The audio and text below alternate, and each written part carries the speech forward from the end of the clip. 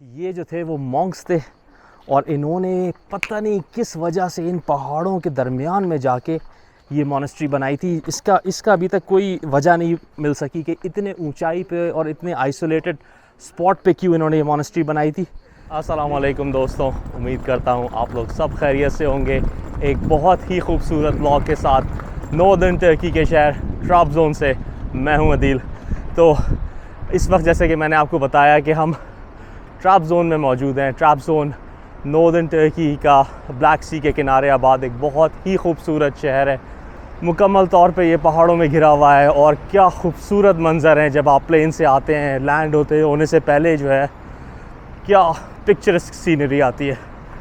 तो ऐसा नहीं है कि मैंने ओवरनाइट जो है वो फ़िनलैंड से फ़्लाइट ली और मैं ट्राब्ज़ोन आ गया, बल्कि हमने कुछ दिन जो है वो अंतालिया में स्टे किया, थोड़ा सा रेस्ट किया, सनसेट एंजॉय की, समंदर एंजॉय किया, स्विम किया, थोड़ा सा बिल्लियों के साथ खेले और उसके बाद हम यहाँ पे सुबह की फ़्लाइट लेके अंतालिया से ट्राब्ज़ोन आए। वो बड़ा ही जो है ना वो कंफर्टेबल सफ़र है। तकरीबन 1 या 1.5 घंटे की फ़्लाइट है, ऑलमोस्ट 1 आवर 20 मिनट्स।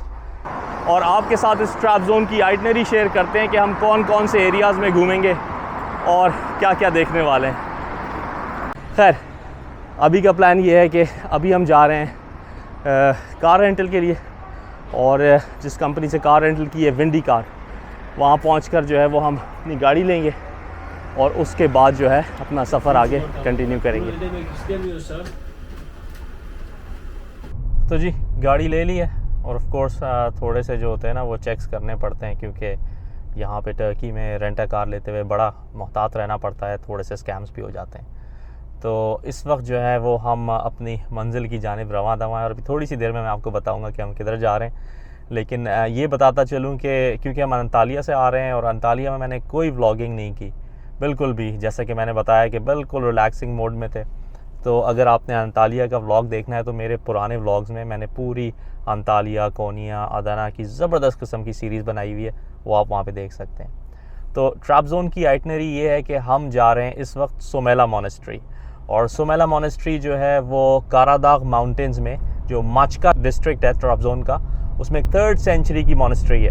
यानी दुनिया की शुरू की जो मोनेस्ट्रीज़ हैं, one of the first monasteries in the world, Christian Greek Orthodox monasteries, उनमें से एक है।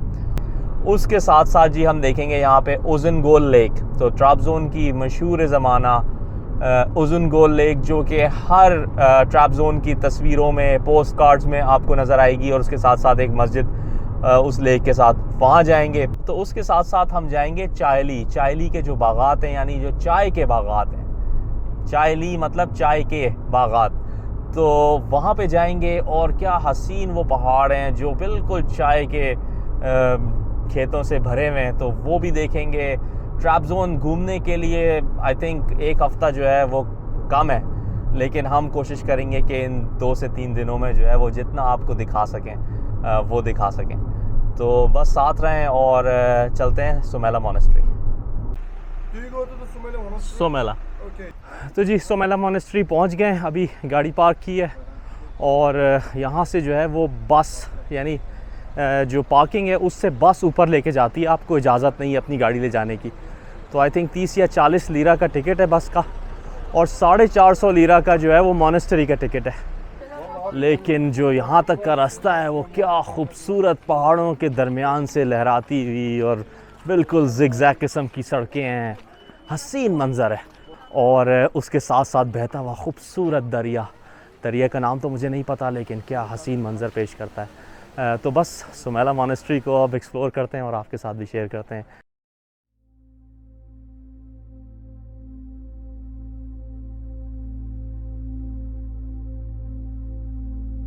अच्छा, अब मैं आपको इस मोनेस्ट्री की थोड़ी सी हिस्ट्री बताता हूँ। तो ये जो है वो 4th सेंचुरी में एम्परर थियोडोसस के ज़माने में 2 मॉन्क्स थे, ग्रीक ऑर्थोडॉक्स मॉन्क्स, उन्होंने बनाई थी। एक का नाम था बार्नबस और दूसरे का नाम था सोरोफियस या सोफोर्सियस, समथिंग लाइक दैट। ये जो थे वो मॉन्क्स थे और इन्होंने पता नहीं किस वजह से इन पहाड़ों के दरमियान में जाके ये मॉनेस्ट्री बनाई थी। इसका अभी तक कोई वजह नहीं मिल सकी कि इतने ऊंचाई पे और इतने आइसोलेटेड स्पॉट पे क्यों इन्होंने ये मॉनेस्ट्री बनाई थी, लेकिन ये उस वक्त की मॉनेस्ट्री है। और वक्त के साथ साथ क्योंकि ये बहुत ज़्यादा पहाड़ों में गिरी हुई है, कई दफ़ा तबाह भी हुई, ज़लज़ले भी आए, ऊपर से रॉक्स भी नीचे आई, उसकी वजह से ये मॉनेस्ट्री काफ़ी डिस्ट्रॉय हुई।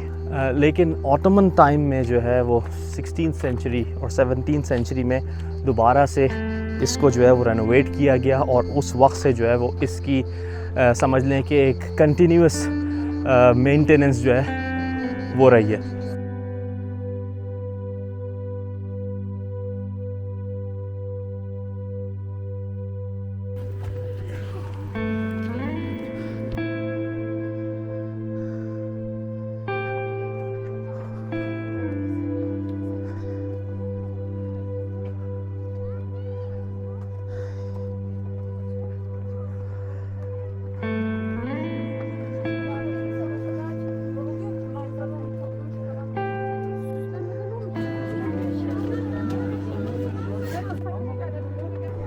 ओहो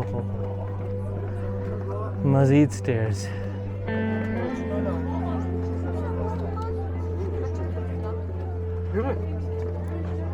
वाकई जी मॉनेस्ट्री उन्होंने ऐसे ही इतनी ऊपर नहीं बनाई है, उस वक्त भी उन्होंने कहा होगा दीन को फॉलो करना इतना आसान नहीं है, तो थोड़ी मुशक्क़त करें।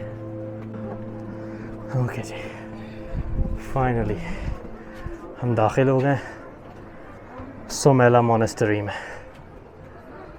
अल्लाह अकबर। ये देखें जी, ये सारा इसका इंटीरियर है, मॉन्क्स के क्वार्टर्स हैं और जहाँ पे वो रहते थे, जहाँ पे वो इबादत करते थे, जहाँ पे वो अपनी ग़िज़ा को स्टोर किया करते थे, वो रॉक चर्च है।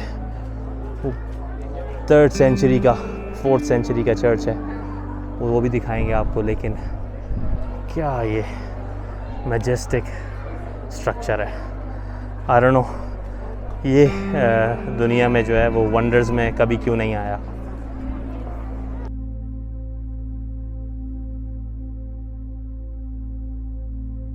वंडर्स ऑफ द वर्ल्ड में ग्रेट वॉल आई, लीनिंग टावर ऑफ पीसा आया, लेकिन ये मॉनेस्ट्री क्यों नहीं आई? It's a big question mark. Sorry.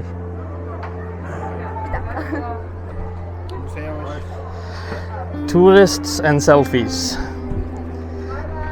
goes hand in hand. ओहो, एक और बालकनी आ गई है।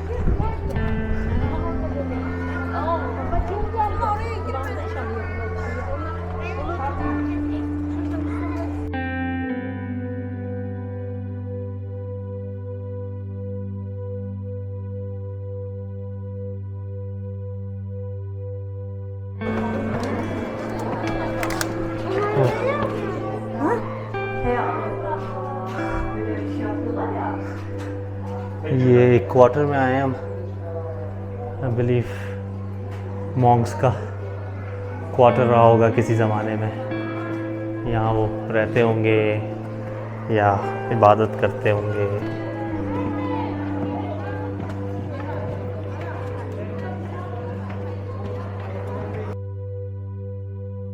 और आप जान के हैरान रह जाएंगे कि ये जो पेंटिंग्स हैं अनफॉर्चुनेटली जो काफ़ी हद तक वैंडलाइज कर दी गई हैं, 4th सेंचुरी से ऑनवर्ड्स मुख्तलिफ अदवार में बनाई जाती रहीं।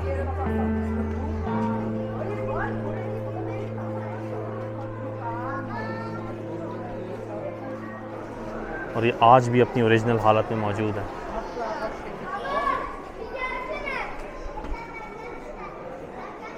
From the 4th century, can you imagine?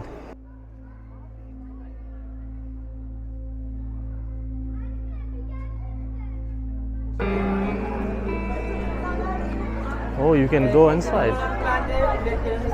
आप अंदर भी जा सकते हैं इस रॉक चर्च के। चलें अंदर चल के देखते हैं। तो ये रॉक चर्च जो है वो अंदर से इस तरह का था, जब 4th सेंचुरी में उन मॉन्क्स ने इसको तामीर किया था।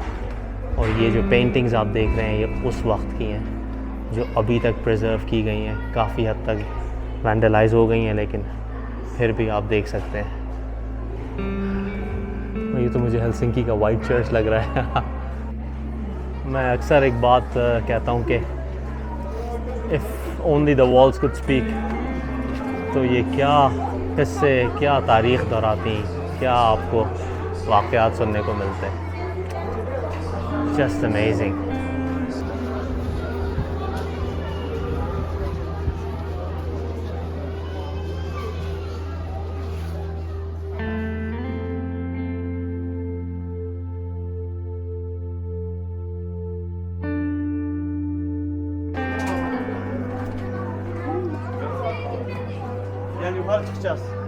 ये प्रीस्ट का रूम था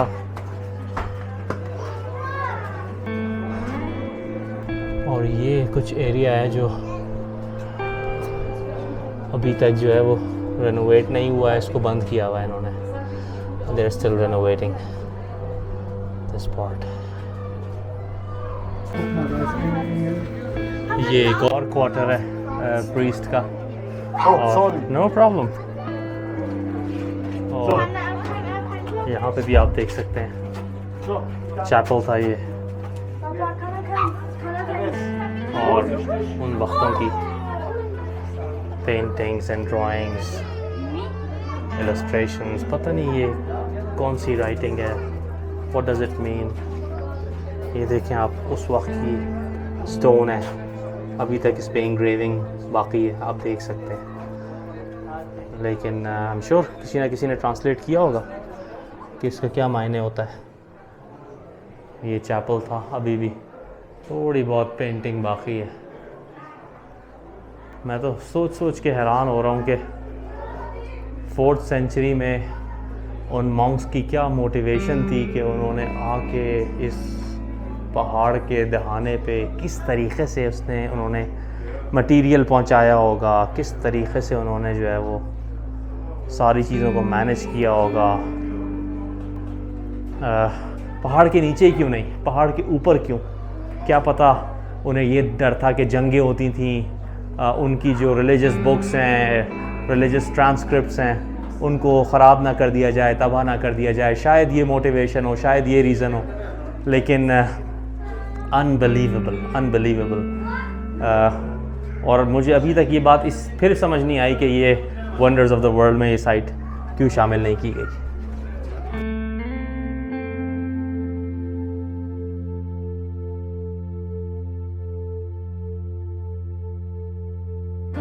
तो जी ये थी सोमेला मोनेस्ट्री जो कि 4th सेंचुरी में बनाई गई थी। It was a Greek Orthodox monastery. और ये हमारे ट्रैप जोन विज़िट में या ट्रैप जोन जर्नी का पहला स्टॉप था। अब हमारा जो होटल है वो 2.5 घंटे दूर पहाड़ों के बीच में है, तो वहाँ जाएंगे। नेक्स्ट व्लॉग में जो है वो मैं आपको होटल की भी थोड़ी सी सैर कराऊंगा, किस तरह का होटल है। उसके सामने एक बहुत खूबसूरत आबशार है, वो भी दिखाऊंगा, और चाय के बागात दिखाऊंगा। उज़न गोल जाएंगे। तो जैसे कि मैंने आपको बताया, इस पूरी ट्रैप जोन जर्नी को, इस पूरे ट्रैप जोन की सीरीज़ को फॉलो करते रहिए और इसी तरह अपने कमेंट्स करते रहें। और इंशाल्लाह नेक्स्ट व्लॉग में मुलाकात होगी, इस उम्मीद के साथ कि आप अपना बहुत ख्याल रखेंगे। अस्सलाम वालेकुम।